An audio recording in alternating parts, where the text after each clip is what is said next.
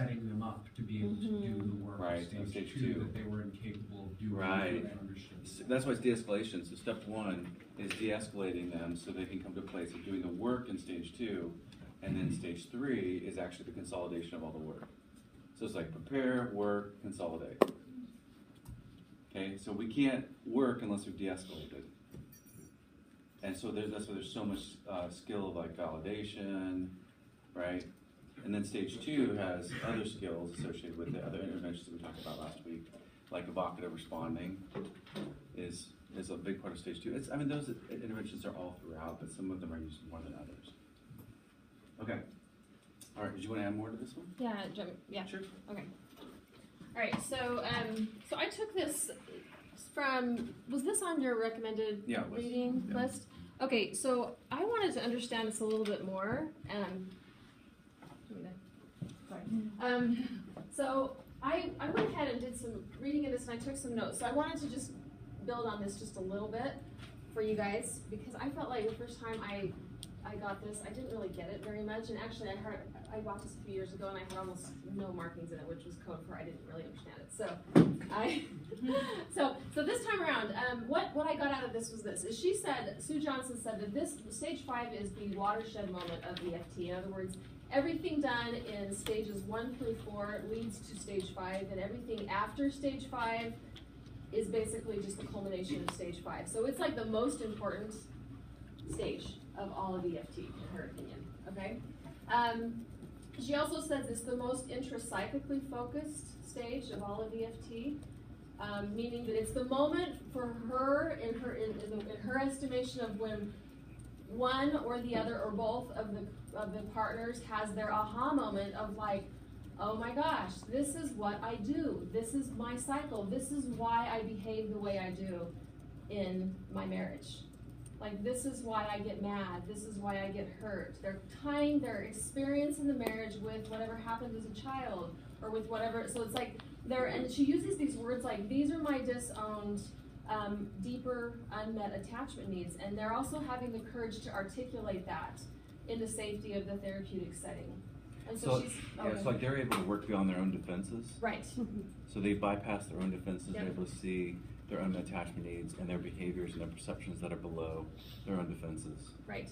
And so that's really, from what I understand, the big difference between step 3 and step 5. It's like this big aha moment where usually, help me with this, it's which one is it? The blamer, softening, and not that one, engagement. the other one. The withdrawer re-engagement. It's usually the withdrawer, the quieter one that's basically checked out because of their own stuff. They're usually, oftentimes in this case, of the couple, they're the one that oftentimes has the aha moment.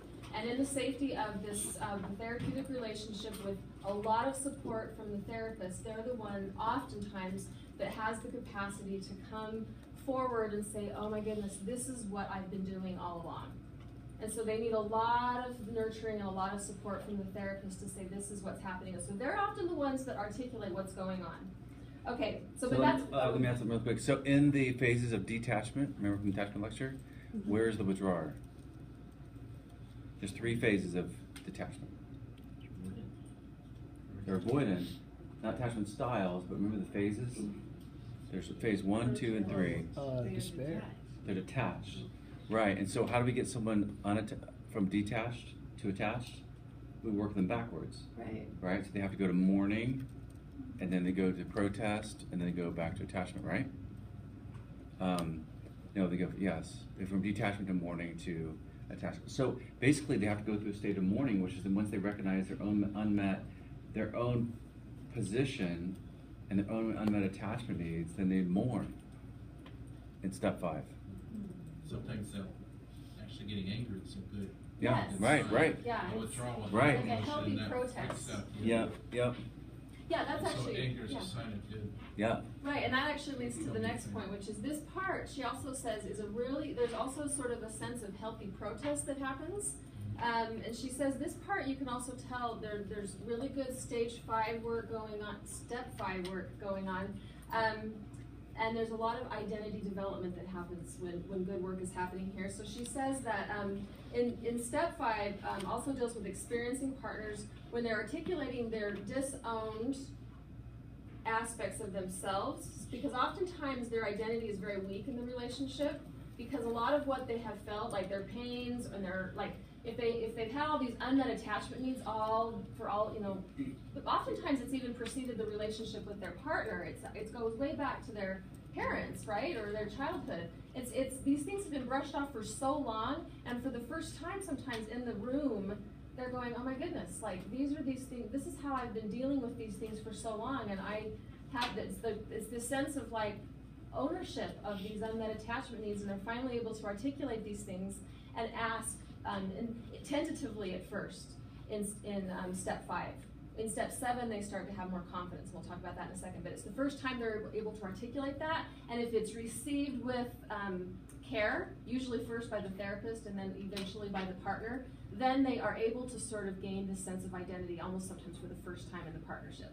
And so that's really what the deepening, that's what step 5 often is they gain a sense of identity. And so, can I talk about some therapist interventions here? Mm-hmm. Okay, so some of the things that she recommends as far as therapist interventions is mainly in this phase, step 5, the therapist validates the depth of the experience of the partner who is willing to step forward. Usually one of the two has to step forward and have this experience first. So it's generally doesn't happen concurrently between the two partners. One partner will always kind of move first. One will be more ready than the other. Okay? And so in part, then the therapist is joining the withdrawal in the morning. Yeah. Right? So the therapist will validate the depth of the client's experience by helping enrich their language, helping them paint the picture, and enriching the story, slowing things down. And also sometimes the partner, the brave partner, will move in and then will become tentative or back away. And sometimes will also become sort of cognitive, which is a way to sort of defend against fear if they notice that their partner isn't receiving them well. And then the therapist and other interventions, the therapist will kind of come near them and help them sort of buoy them up and help them like keep going, keep moving. So you were saying this, and sort of just help re-engage them. That's another therapeutic intervention. And then this is more sort of step 6 work, but then if the other partner is watching this whole weird thing happening and they swoop in and start going, what the heck are you doing? Then the intervention there is that the therapist blocks any resistance on the part of the partner that doesn't really understand what's going on with the brave partner, and sort of protects the partner 1 in the brave move that they're making. But we'll talk about that in step 6. So. Yeah, and they can also have the dog and recorder look, like I talked about last week, Yeah. where it's like, what is going on here? Okay, so let me help you think through this. Like, it helps me think. Like, you have to pull all this together for it to make sense. Like, this doesn't make sense unless you understand attachment, right? And that's where we started with attachment. So we understand attachment because in attachment we understand attachment styles. Attachment styles are related to pursue-withdrawal positions, right? And also attachment styles are related to phases of detachment. So we have phases of detachment. We have people that are critical pursuers that have not detached, right? They are fearful and they're anxious and they have not detached, so they're more in stage 2 of detachment, right? Then we have the detached folks, which are more the avoiders, who have a history of having given up on getting attachment needs met, and so they do more deactivating strategies. Then you have the hyperactivators who are in stage 2 or phase 2 of detachment, right? And so now that's playing into the pursue-withdrawal patterns, and they come out as critical attack, right? Stonewall, withdrawal, and they have perceptions and behaviors that are associated with them. You see all this is coming together? And so if we pull the attachment lecture in, we can't make sense of what we're doing in EFT unless we can make sense of what's happening conceptually within the attachment framework. So now we're sitting in step 5, and we're going, okay, now this is when this really matters. Because we've got to get them even deeper into those unmet attachment needs, into new positions within themselves. And so when a blamer starts to soften, it's a new position, right? When the blamer starts to soften, they start to move out of protest, right? And they start moving to more acceptance. When the withdrawer begins to reengage, they move out of detachment into mourning, right? and then maybe to protest, and then to, so we're starting to shift them, and we also understand that the withdrawer is probably the one that comes in with the most, the pursuer is the one that comes in with the most energy for the therapy, because they're still anxious, and they're still not as far down on the detachment, they're hyperactivated. And we know that the withdrawer is one that's further detached from their, not only from the relationship, but from their own internal experiences. Right, and so they're gonna be harder to access their own internal experiences in step 5, because they're more detached from them. They're more avoidant of them, right? All their behaviors are avoidant, and if they're dismissing avoidant, then they're not only are their behaviors avoidant, but they're avoidant of all their emotions. Okay, so we're really pulling people along this continuum. We're pulling everyone secure, from an attachment perspective, right, by changing their positions and their patterns, and by promoting primary emotions in which to do that. So positions, patterns, and primary emotions are part of how we're doing this. And so we're looking at the pattern that's sustaining the attachment position, right? So it's the rigidity of the cycle, the interpersonal and interpersonal cycle that maintains the distress. Okay, I mean, I know I can say this in my head like this, but this has to be making sense to you. I'm just trying to connect all the dots. Yeah. One question. So last week in my couple, the pursuer was sick. So the avoidant came about on his own and was able to identify that her angry pursuing makes him feel more secure in the relationship. Like he won't, like, and he never said this before, but just, you know, like he feels more safe because he knows she's not going to leave. Yeah. So is that like something, that's his fear of being left? Right, well, Right, and then, starting. yeah, there's probably two sides of it. So when someone who offers the one side of the experience, which is like, as long as she's pursuing me, I know she won't leave me. Yeah. This is probably more of an anxious avoidant, Yeah. right? And so he doesn't want to be left. He doesn't want to take the risk of being vulnerable either. Yeah. And of pursuing. So he likes her pursuit, but as soon as she stops pursuing, he'll get really scared inside. Yes. Am I actually pursue if she were to withdraw? And so there is an upside, right, to her pursuit for his own sense of safety, but it's without his own risk. So he doesn't see his own self and how it impacts her pursuit. So it's critical. It doesn't have to be critical. She can pursue and it not be critical. Yeah. So he doesn't see that. So there's also a cost to that. He just sees the benefit, doesn't see the cost. Right. Yeah. So you point that out too. And Sue does a really good job in her tapes of pointing out both sides, which just sounds like there's a real benefit to this, but there's also a cost to this. Right. And they don't have the imagination to think, wow, I could actually have the benefit of this without the criticism. Because the criticism is the compounded distress response in the pursuit. Right. And they haven't had anything different. Right. Right. And they might also have a history of having been pursued in a similar way.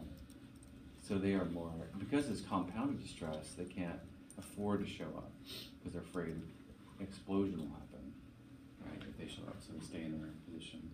There's so many variables at play in all this, right? Homeostasis and positions and patterns and primary emotions and unmet attachment needs, and they're all at play, but it's this map of this framework for if you can understand it and just keep, right, and then you can see it in your couples. That's the hardest part, right, translating it, not just memorizing it, but making sense of it as it plays out. But that's a great example, like here you're sitting and he's acknowledging, right, the function of safety that he experiences in her pursuit, right, but then you're seeing, well, that still doesn't work in the relationship because it doesn't work within the cycle, right? It may work to meet some of his safety needs, but the other attachment needs aren't getting met.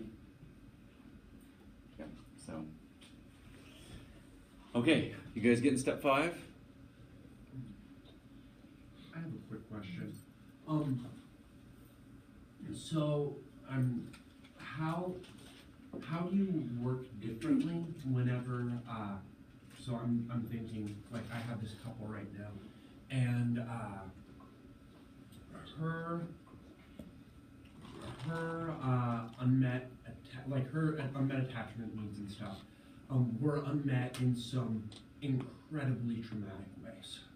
Ways that whenever, like, the smallest things would trigger her. Yeah. So how do you begin to go into those unmet attachment needs with the couple when trauma is present in a way that, like, you know, obviously my goal is not just re-enter and re-traumatize. Yeah. What does that look It's like? a really good question. It's a very question. So you're talking about a hyperarousal, heightened sensitivity to trauma cues. So it doesn't take a whole lot, right, within the cycle to be triggered into a state of what, attack? Sorry, what? Is it a